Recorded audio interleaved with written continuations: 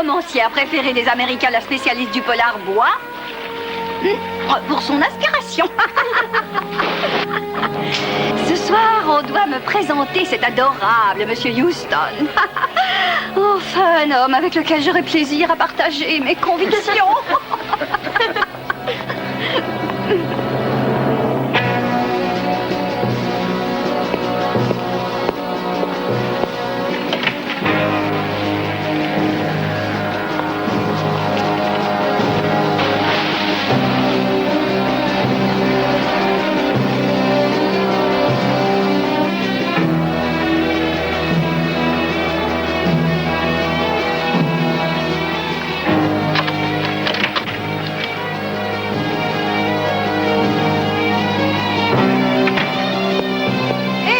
Ça va?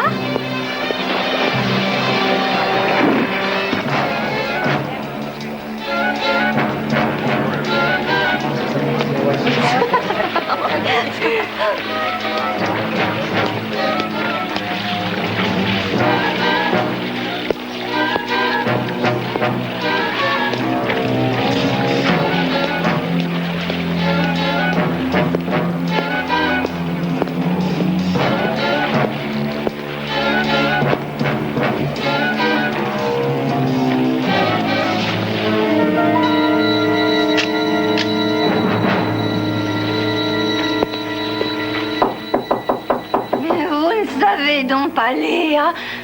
Allez-vous-en. Même si vous avez eu le culot de frapper, je vous laisserai pas entrer. C'est vous. Si vous venez ici pour discuter, je crois que vous feriez mieux de repartir.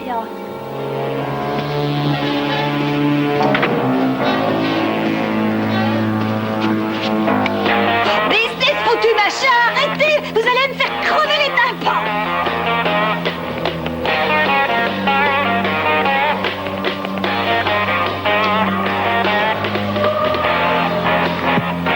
Qu'est-ce que vous voulez, hein? Oh non! S'il vous plaît! S'il vous plaît! S'il vous plaît!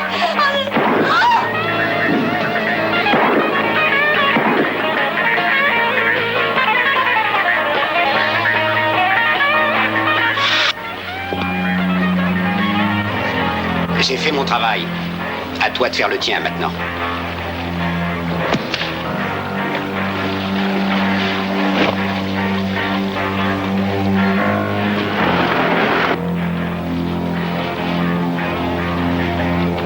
Dans 12 minutes exactement.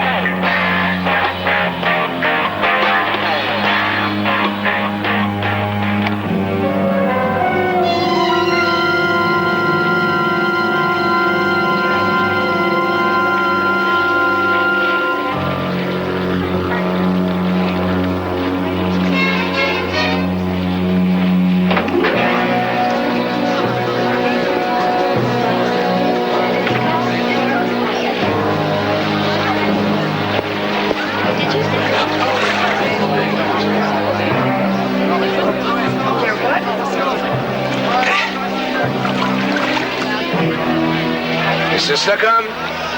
Bonjour, Jerry. Un double scotch. D'accord, monsieur Slocum. Avez-vous le temps de lire le manuscrit? Non, pas encore, mais je vais m'y mettre. Merci de me l'avoir confié.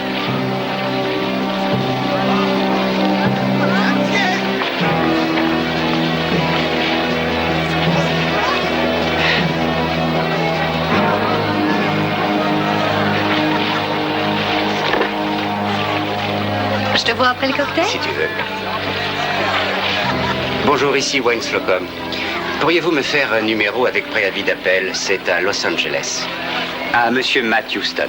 Imagine un peu, moi, une femme libre. Maman, vous êtes déjà une femme célèbre. Mon visage aussi sera célèbre, hein, c'est ça? Ah oui, ton Myron. visage, ton sourire sur le couvercle entouré des mets les plus délicieux. Escalope de veau, saltimbocca romana, ravioli, spaghetti fettuccini, linguini mazzicoli, rigatoni, e boulette de viande, saucisse, pizza, manicotini, scalopini, marvingiana, lasagne, gnocchi, spuminti, antipasto et aussi le poulet cacciatore. Tenez, j'ai préparé votre discours. Ah, merci. La prochaine fois qu'on me demandera de faire un discours à des auteurs de romans noirs, vous pourrez m'en parler avant?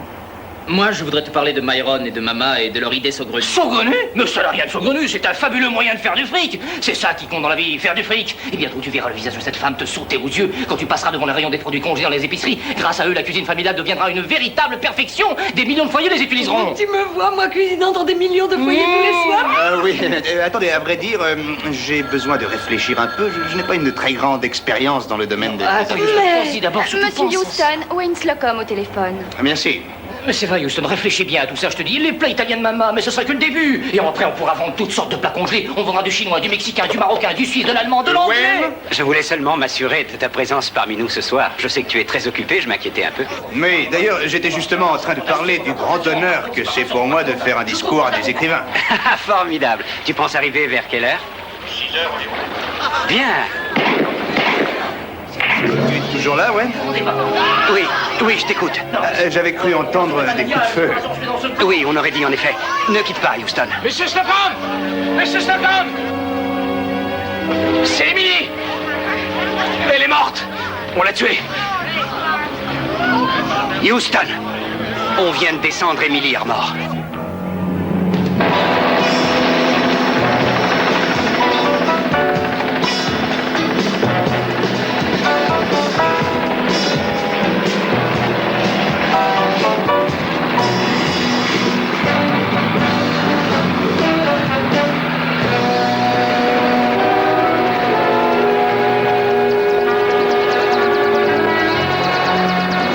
Bonjour, Wayne, comment ça va? Houston? Ah, je suis vraiment content de te voir. Tu connais le vieux dicton? Un ami, c'est le plus grand cadeau à t'offrir. Non, il m'a semblé lire récemment dans la presse que tu étais en voie de devenir le premier éditeur de romans policiers. Tu réussis bien, on dirait. Oui, à peu près. Mais au fait, où est Miss Parson? Elle a dû rester pour régler une affaire, mais elle nous rejoindra un peu plus tard. Mhm. Alors dis-moi, qu'est-il arrivé à cette pauvre Emily Armor? Nous comptons sur toi pour nous donner la réponse. Non, écoute, j'ai accepté de venir ici pour faire un laïus à ta bande d'écrivains, mais je ne suis Attends, pas là pour... laisse-moi t'expliquer. C'est l'auteur de romans policiers le plus célèbre dans toute l'Amérique. Oui, c'est vrai, tout le monde la connaissait. Et quelqu'un lui a froidement fichu 3 balles dans la peau. On va avoir besoin de ton aide. Écoute, vois ça avec la police locale. Moi, j'ai pris d'autres La police engagements et locale je est peux pas- pratiquement inexistante. Un shérif et 2 suppléants. Oui, je sais, Ils sont c'est déjà que- au courant et le shérif dit qu'un cas de cette importance demande une aide extérieure. Tu vois ce que je veux dire? Ouais. Ah, monsieur Houston, ravi de vous voir. Je suis heureux de pouvoir compter sur votre collaboration dans cette affaire délicate. Mais c'est un plaisir de faire partie de votre équipe, shérif. Merci. Quand vous aurez terminé, vous retournerez au quartier général. Hein. Je vous y rejoindrai un peu plus tard. Vous avez trouvé des indices intéressants? Oh non, pas exactement, monsieur. Rien de très utile pour vous. Pas de signe de strangulation, pas d'effraction. Elle n'avait pas fermé sa porte à clé, donc on a pu rentrer très facilement. Ou bien l'assassin l'attendait à l'intérieur. Que dites-vous de cette possibilité? Tout ce que je sais, c'est qu'on peut écarter l'idée d'un cambriolage. Parce que celui qui serait venu ici pour cambrioler serait allé directement à son portefeuille et aurait piqué les $600 qui sont dedans. Il aurait aussi fait main basse sur les bijoux. Le shérif est allé dans toutes les chambres. Tout le monde a entendu. Mais personne n'a vu quoi que ce soit. Au fait, combien y a-t-il eu de balles de tirées? Elle a reçu 3 balles dans le corps. Et à mon avis, c'était du 45. Ça a tout l'air d'un meurtre prémédité par quelqu'un qui la connaissait bien et la détestait. Qu'est-ce qui te permet de dire ça? C'est la différence entre tuer et surtuer. C'est ainsi que j'appelle le fait de balancer 3 balles d'un aussi gros calibre sur une femme. Ça ne peut être que de la haine, c'est évident. Mais les seules personnes qui la connaissaient, ce sont les autres auteurs. Aucun d'eux n'avait de raison pour la détester? Si, tous. D'ailleurs, il disait toujours, connaître Emily donne forcément envie de la tuer. Je ne devrais pas dire ça, je vais faire partie des suspects. Non, tu es bien le seul que je ne soupçonnerais pas. Ah, mais pourquoi cela? Pourquoi cette faveur particulière? Tout simplement parce qu'il a le meilleur alibi du monde, shérif. J'étais avec lui au téléphone lorsqu'on l'a tué. C'est vrai. Eh oui, j'ai même entendu les coups de feu. Dis-moi, Wen, quand aurais-je la chance de rencontrer les autres écrivains? Au dîner ce soir, comme prévu. Cependant, compte tenu de ce triste événement, il vaut mieux que tu annules ton discours. Tu as raison.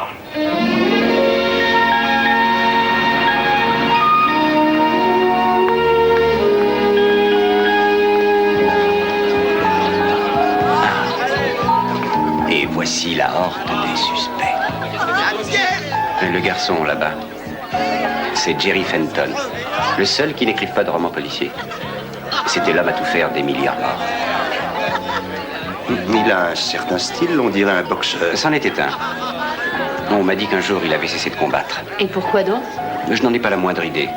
Tout ce que je sais, c'est qu'il a disparu pendant 5 ans. Et puis il est revenu pour entrer au service d'Emily.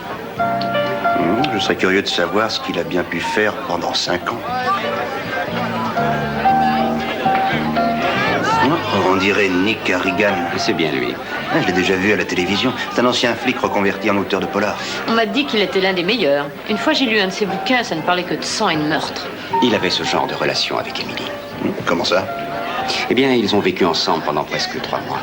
Ils se sont très mal séparés et depuis, c'était la guerre ouverte.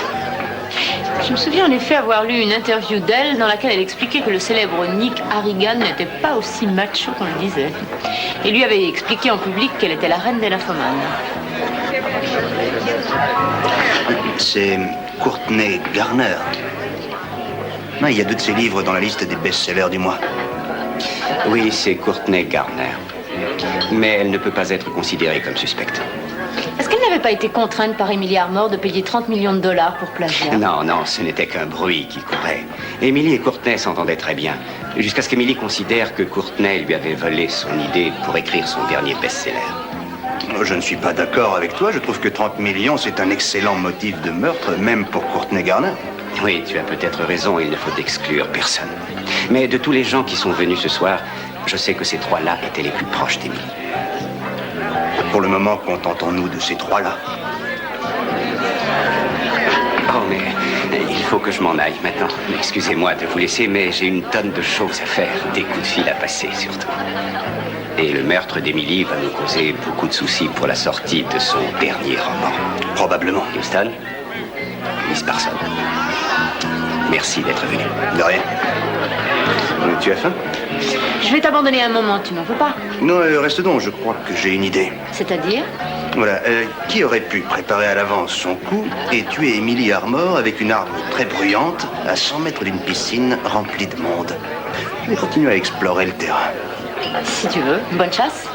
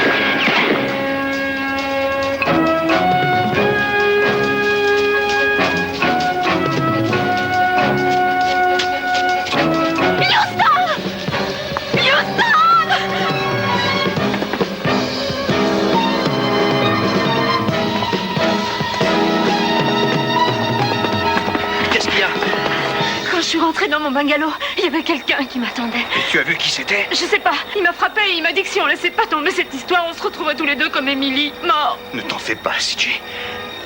Je vais le retrouver, je lui dirai 2 mots et il se souviendra de moi jusqu'à la fin de ses jours. Oui.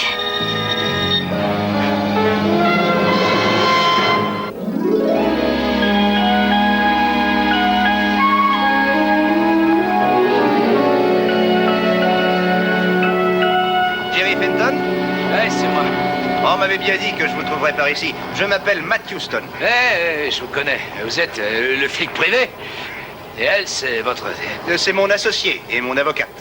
Et bien d'autres choses encore? Ça, ce n'est pas votre affaire, en tout cas.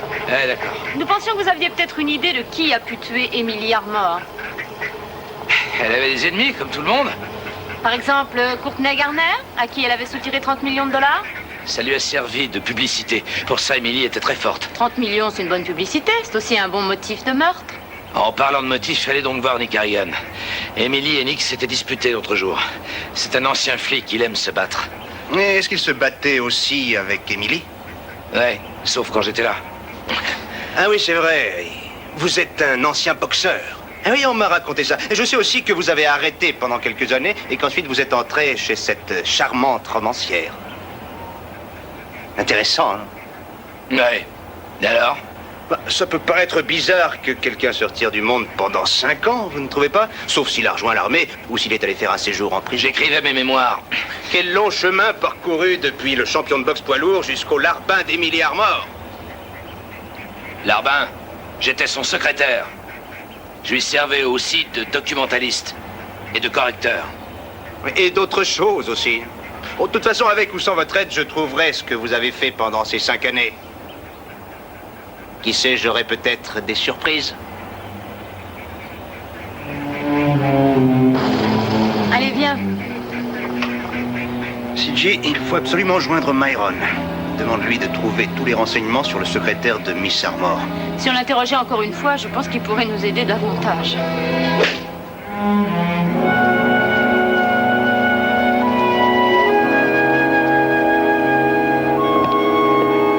Oui, c'est moi, je l'ai tuée. Je n'avais pas le choix. Elle m'aurait ruinée. C'était une femme épouvantable. Non, non, lâchez ça, ma mère, non.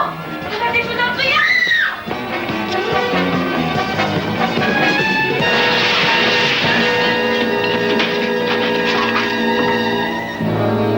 Vous avez osé lancer une chaise à travers ma fenêtre. Oui, j'ai osé.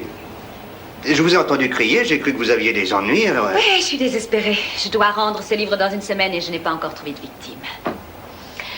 Mais au fait, qui êtes-vous? Désolé, je m'appelle Matt Houston. Ah oui, vous deviez nous faire un discours, mais cette bonne Emily a préféré partir au ciel. Oui. Oh, c'est le passage du livre où le charmant détective interroge les premiers suspects. Puisque vous êtes la spécialiste du roman policier, c'est formidable. Vous pourrez répondre à mes questions sans que j'ai besoin de vous les poser. Ah oui, oui, oui, peut-être bien même que je connais aussi les réponses. Ah, essayons. Est-ce que j'ai un alibi? Non. Est-ce que j'ai un bon motif? Oui. Ai-je tué Emily? Non. Vous dites n'avoir aucun alibi et vous admettez avoir un bon motif. Qu'est-ce qui me prouve que vous n'êtes pas la coupable? Ouais, tout ceci est tellement banal. Imaginons plutôt que la sensuelle suspecte et le célèbre détective vont tomber amoureux. Non, ça m'étonnerait. Mais...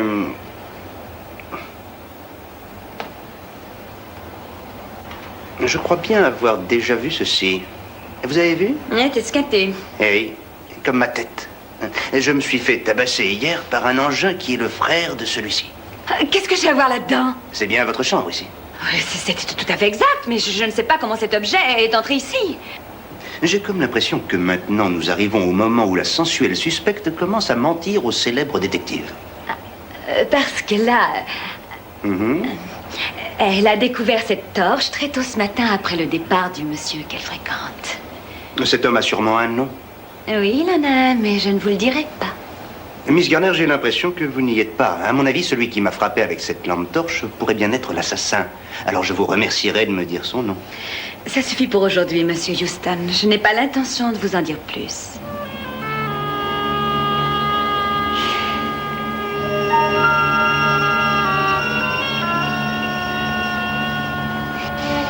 En effet, ce n'est pas la peine.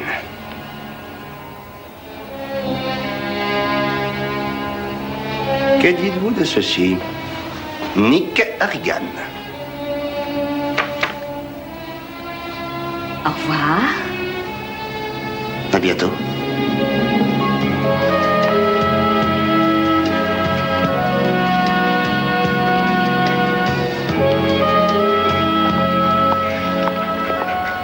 Vous partez de si bonne heure, Harrigan? Qui êtes-vous? Je me présente, Matt Houston. Ah oui, c'est vous le célèbre et imbattable détective privé. Il me semble que si vous partez aussi rapidement, les gens vont penser que vous fuyez parce que vous êtes responsable du meurtre d'Emily Armor. Je n'ai rien à faire de ce que pensent les gens, vous y compris. Le shérif Killer veut que personne ne quitte cet endroit avant 2 jours. Je n'ai pas d'ordre à recevoir. Oui, c'est ce que je vois, vous n'en avez vraiment rien à faire. Hein.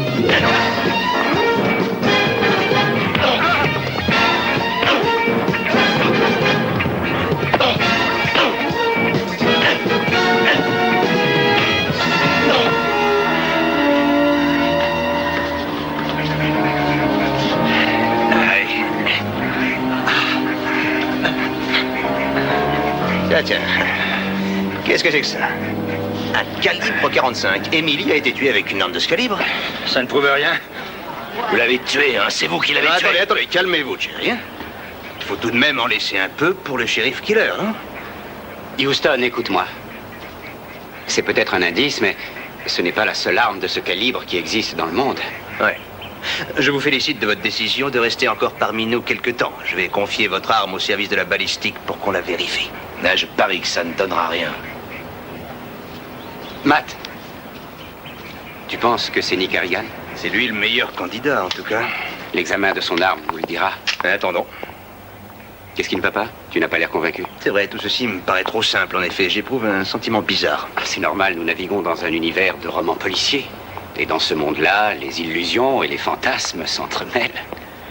C'est vrai, mais je vais tout de même téléphoner au shérif, parce que si la police locale ne peut pas fournir un diagnostic précis en vérifiant cette arme, eh bien, mon travail sera d'aller à Los Angeles dès aujourd'hui.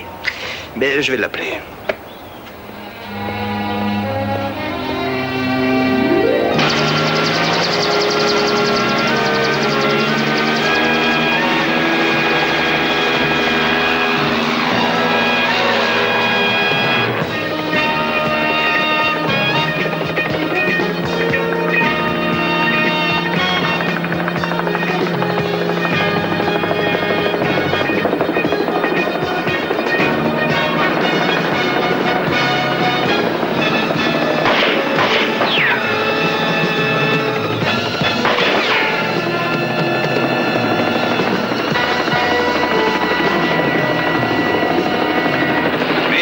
Ici Matt Houston, vous m'en savez?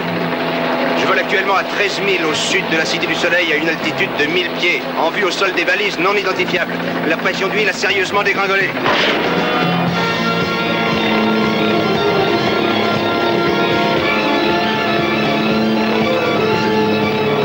M'aidez, vous allez me répondre, oui ou... L'huile est en train de fiche le camp. Si je n'arrive pas à poser tout de suite cet engin, je risque de...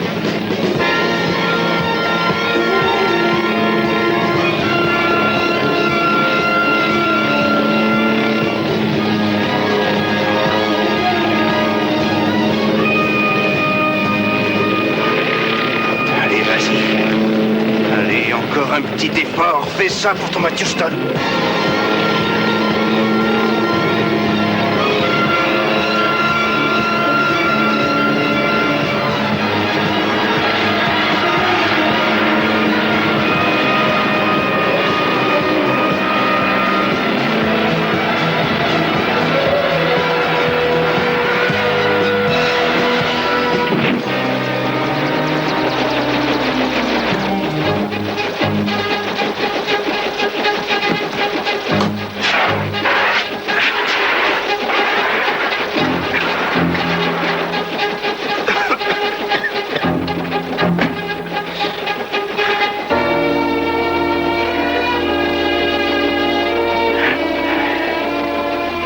Je saurais qui a fait ça.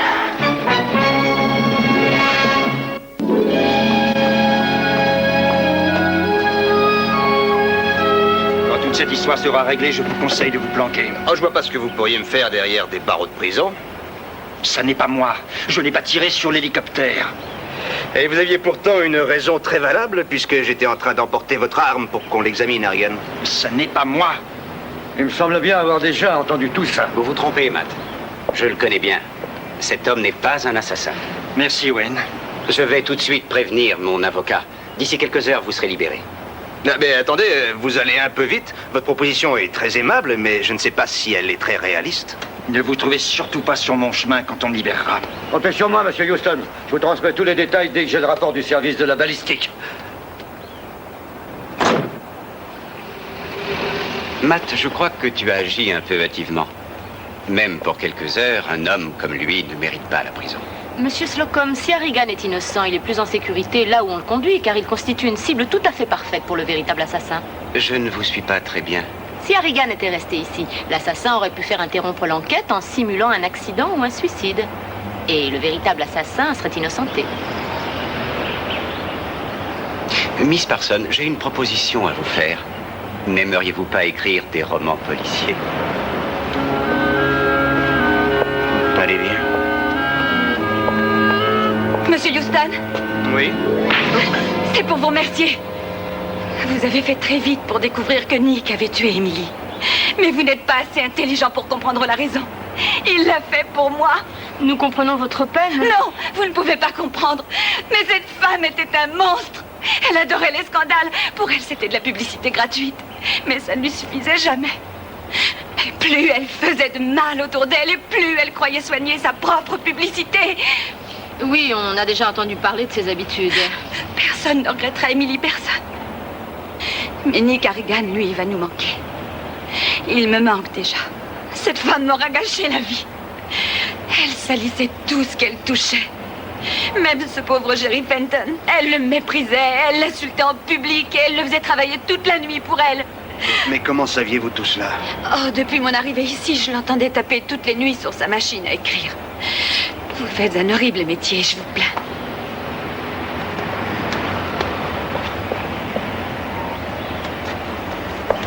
CJ, je viens d'avoir une idée fantastique. Ne me demande pas laquelle, parce que si jamais elle était fausse, tu m'en voudrais. Mais peux-tu m'aider? Je n'ai pas l'habitude de refuser ce que tu me demandes. Voilà, je voudrais que tu ailles dans la chambre d'Emily et que tu cherches un document comportant son écriture. Par exemple, quelques pages de son manuscrit. Et moi, pendant ce temps, j'irai visiter le bungalow de ce fameux Jerry Fenton. Houston, fais attention, n'oublie pas que c'est un ex-boxeur.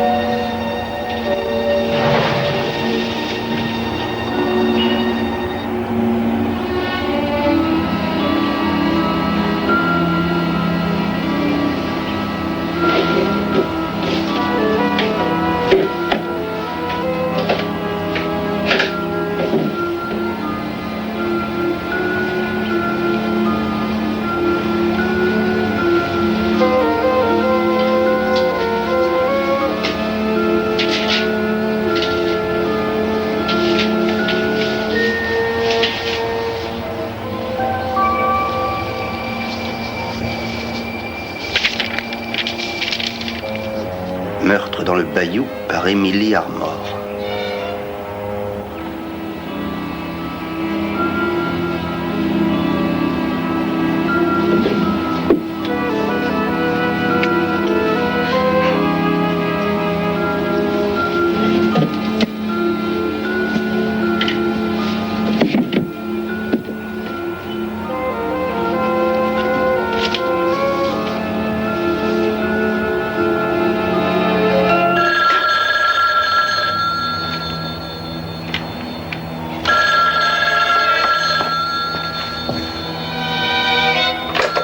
Alors?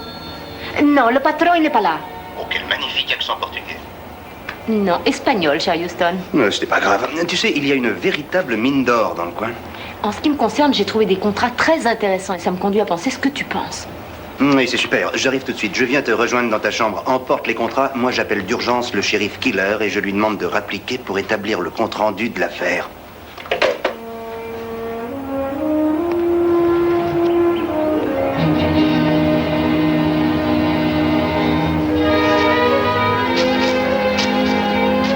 Alors comme ça, tu as découvert nos petits secrets, hein? Oui, tu as raison, Houston. C'était bien l'ancien boxeur qui écrivait les romans policiers d'Emily. Et maintenant, pourquoi veux-tu tous ces papiers? Ils nous serviront sûrement. J'en connais le contenu puisque mon avocat les a rédigés sur ma demande. Jerry s'occupait d'écrire et Emily... Oui, je sais, de la publicité. Et ça, personne ne pouvait l'ignorer d'après ce que j'ai entendu dire plusieurs fois. C'était une merveilleuse comédienne, mais elle ne savait pas écrire 3 mots. Elle était fabuleuse et nous allions tous devenir riches. Tu comprends, alors? Ce contrat était pour Jerry Fenton une bonne raison de tuer Emily. Ne sois pas stupide, Houston. Pourquoi aurait-il d'un seul coup décidé de tuer la poule aux œufs d'or? C'est un contrat tout à fait récent. Il a été établi spécialement pour la réunion prévue.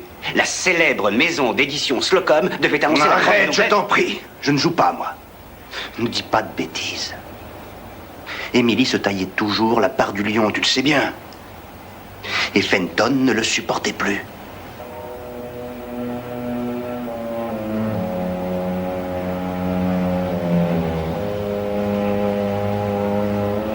Je m'en veux. Je m'en veux maintenant. Je reconnais que j'ai commis une grave erreur.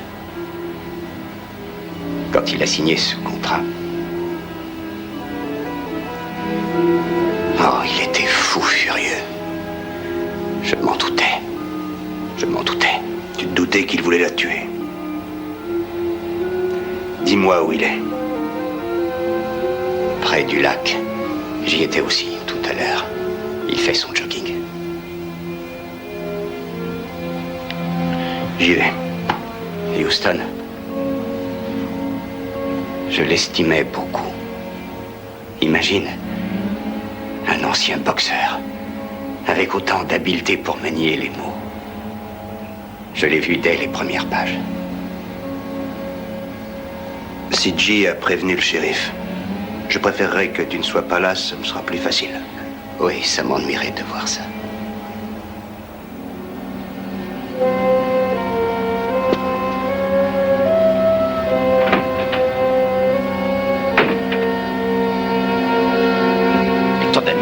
Pour arriver. Alors, Jerry, qu'est-ce qui se passe? Pourquoi m'as-tu fait venir d'urgence? Houston, c'est tout, il m'a piqué mes papiers. Houston ne sait rien du tout. Calme-toi.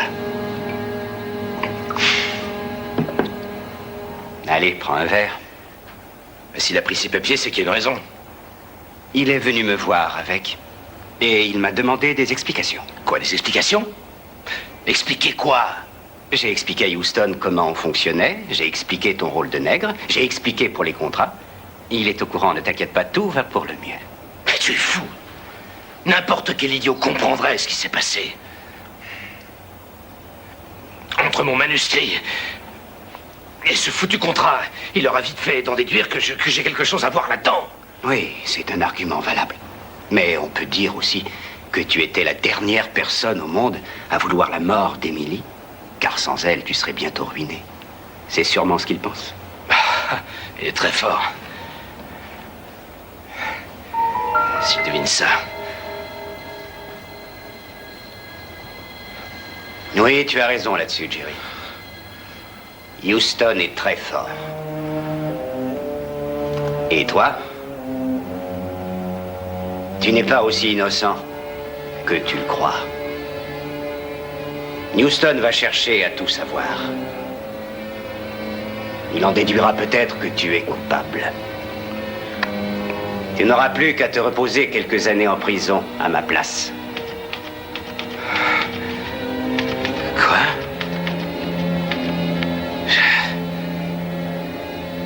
Je suis pas d'accord. Je n'avais jamais eu l'occasion de te dire combien je t'aimais, Jerry. Combien j'étais ravi de notre association si réussie et je t'en suis très reconnaissant. Je suis prêt à t'accorder une dernière faveur ou à te rendre un dernier service. Est-ce d'accord? Qu'est-ce que ça veut dire? Qu'est-ce que tu fais? Je tape la preuve de ton suicide. J'ai mis du poison dans ton verre. Il te reste environ 20 secondes à vivre.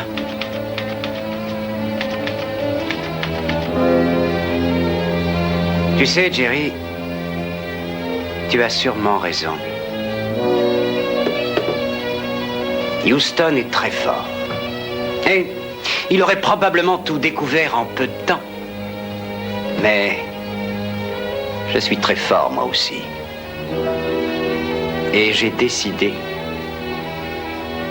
que le jeu était fini.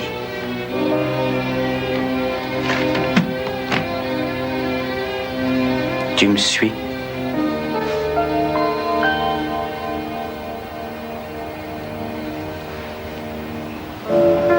C'est dommage, Jerry. Tu avais certainement un grand talent d'écrivain.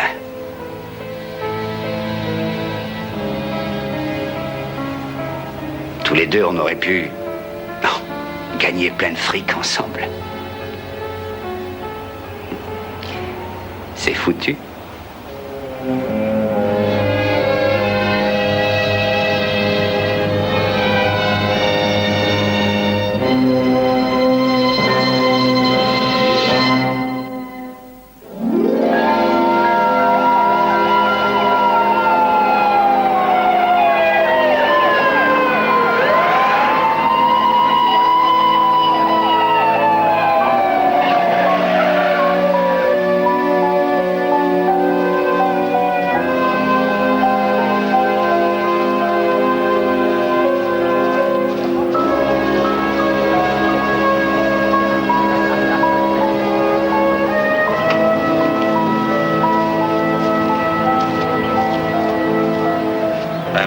comprends pourquoi Jerry n'était pas près du lac.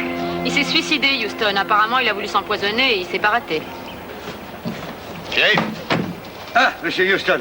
Eh ben, on peut dire que cette histoire est terminée. Ah, j'ai quelque chose à vous montrer. Voilà, j'ai trouvé ça caché dans la chambre. Il s'agit peut-être de l'arme du crime. Ah, au fait, lisez-moi cette jolie lettre. Je l'ai trouvée juste à côté de la machine. Elle est morte et c'est tant mieux. Je n'aurais jamais eu d'ennui si ce n'avait pas été Matthew Stone. J'ai essayé de le tuer, mais sans succès. Il sera prouvé que je suis le coupable. Je ne supporte pas l'idée de la prison. Oui. Eh bien, je tiens à vous remercier de votre aide. Il y a quelque chose qui vous ennuie, monsieur Houston? Eh oui, j'ai l'impression étrange que nous faisons fausse route et que quelque chose d'important nous échappe. Je me sens un peu inquiet. Ah oui, ça me fait la même impression quand ma femme va faire la tournée des magasins de mode. C'est pas tout à fait pareil, mais en effet, je comprends votre inquiétude. Bon ben, si vous avez besoin de quelque chose, vous me téléphonez, c'est d'accord? Et encore merci. Madame? Pourriez-vous me rendre un service? J'aimerais relire ce que vous avez écrit dans votre rapport au sujet du meurtre d'Emily Armor, si possible. J'en prendrai le plus grand soin, ne vous inquiétez pas. Oui, bien sûr, je vous le donne. Il est dans ma mallette, dans la voiture. Attendez.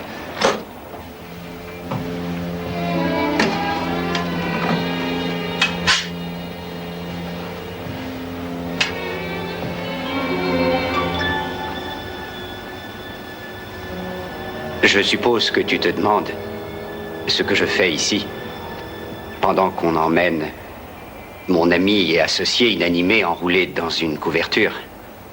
Je viens t'arrêter pour meurtre, Owen. Tu as tué Emily. Et tu as bien failli t'en tirer. Je t'en prie, Houston. C'est Jerry, tu l'as dit toi-même. Emily était mauvaise et... Allez, Jerry et toi, vous étiez complices. Je sais que c'est lui qui a tiré les 3 coups de feu quand nous parlions au téléphone. C'était un crime presque parfait, sauf que tu as commis 2 erreurs. Tu vois, je crois que toi et Miss Parson devriez vous reconvertir dans les romans policiers. Continue. Alors, comme ça, j'ai commis 2 fautes. Oui, tu as commis la première par malchance. Tu te souviens la première nuit quand tu attendais CJ dans sa chambre et que tu l'as menacé de mort s'il en continuait à s'occuper de ce cas? Vous ne pouvez pas savoir que je rencontrerai ton associé près de la chambre d'Emily Armor. Ceci m'a prouvé qu'il y avait sûrement un complice. Raisonnement stupide, Houston. Ça n'a pas de sens. Ça aurait pu être un simple voleur. Peut-être. Mais il y a une deuxième chose, Owen. J'ai lu le rapport du shérif. Il y avait de la poudre sur le corps de Miss Armor. Et ça, c'est la plus grave erreur.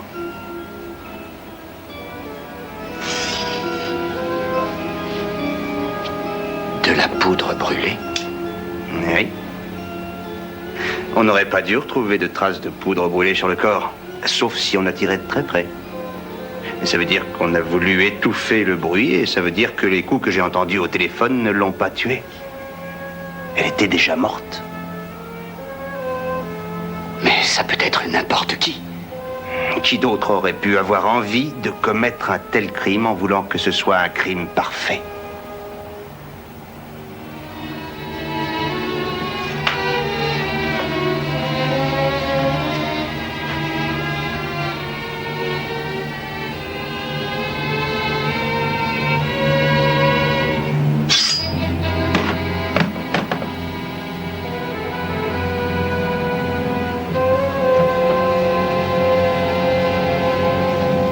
Jerry m'en voulait.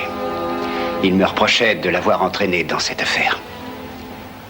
Il voulait s'en libérer, alors il me menaçait de quitter la société d'édition Slocum. Alors, tu comprends, ces livres se vendaient par millions d'exemplaires. Mais je vois, ça t'aurait fait baisser ton chiffre d'affaires. Et tu ne pouvais supporter une chose pareille. Alors tu as tué Emily. Et quand tu as réalisé que tu pourrais être accusé, tu as tué Jerry uniquement pour te protéger. C'est de ta faute si j'ai tué Jerry. Et ce qui m'ennuie, c'est que toi et moi, on se connaît si bien.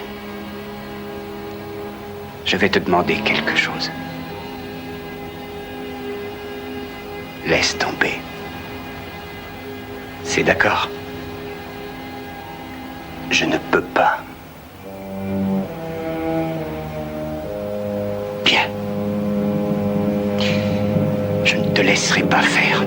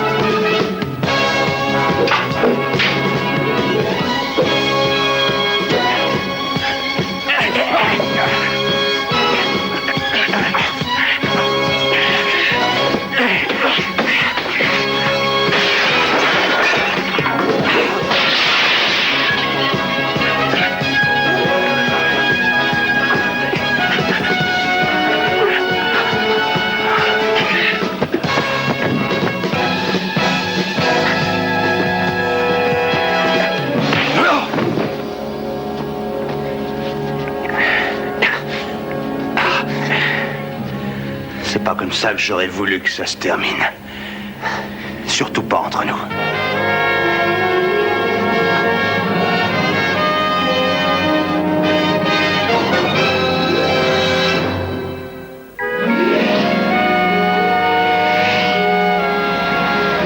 Alors tu joues le rôle de Mama, tu aimes l'Italie. Excuse-moi, il arrive de la cuisine portant un plat fait par Mama Novelli. C'est ta pétition. Et je veux que tu aies l'air resplendissant, que tu fasses penser au vin, aux chansons, à l'ambiance italienne. Alors Mama arrive de plus près et dit... Ah, vous m'en direz des nouvelles. Parfait. Je veux que tu souris comme si tu avais l'Italie dans les yeux. Tu tiens le plat fièrement. Toi qui l'as préparé avec amour, pense que tu seras sur tous les produits que nous allons vendre.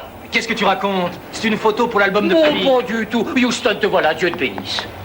Bah, tu m'as dit d'arriver ici au plus vite, alors est-ce que se passe-t-il encore? On est en train de tourner un film, test pour la publicité. Je veux qu'on le tourne nous-mêmes. Je ne veux pas que les publicitaires mal intentionnés démolissent mes concepts. Je veux que tu sois là pour le grand moment. Oui, je voudrais que le restaurant soit plein pour le film. Non, Ne t'en fais écoute, pas, Myron. calme-toi, assieds-toi. C'est juste pour que tu sers de figurant. Servario a une seule chose à dire. Alors. Vous m'en direz des nouvelles. Ah, formidable. Mais je voulais que maman soit là, autrement, ça n'est pas la même chose, tu comprends?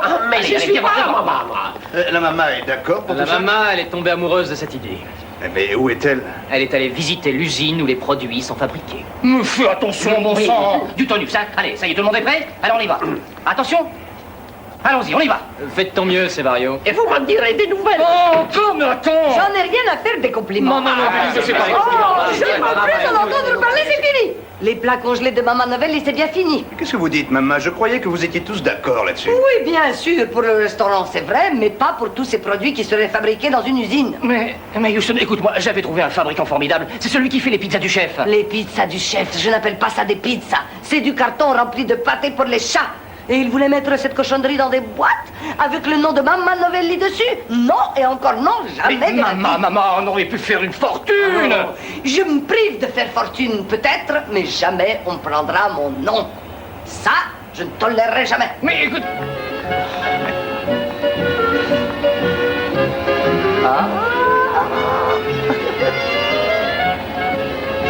C'est Vario Pizza. Vous m'en direz des nouvelles.